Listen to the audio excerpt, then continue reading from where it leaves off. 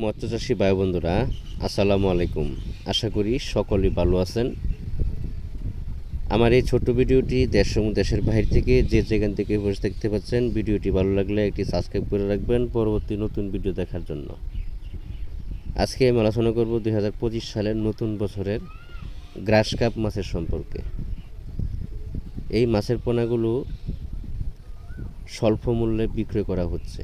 দেখেন, প্রতিটা মাছই 19-20 15-20 কোনো মাছ নেই।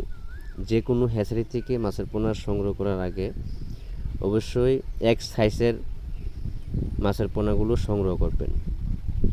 নেরজালদা কাড়াই করে বা গ্রেডিং করে বড় ব্রড মাছ থেকে যে উৎপাদিত পোনাগুলো আছে, এই ধরনের মাছের পোনাগুলো সংগ্রহ করবেন। যে কোনো ধরনের মাছের পোনা সংগ্রহ করেন না কেন, এইভাবে যাচাই বাছাই করে কোন হ্যাচারির মাছ ভালো বা কোন হ্যাচারির মাছ মন্দ, এই বিষয়গুলো যাচাই বাছাই করে তারপরে মাছের পোনা সংগ্রহ করবেন।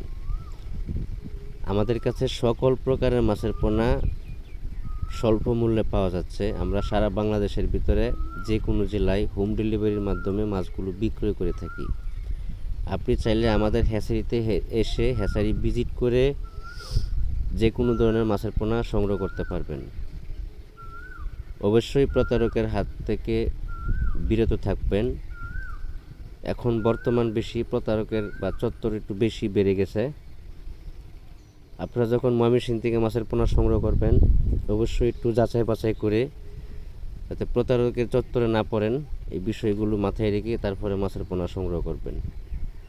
ভালো মন্দ সব দেশেই আছে, তবে একটু যাচাই বাছাই করাটাই সবথেকে বেটার।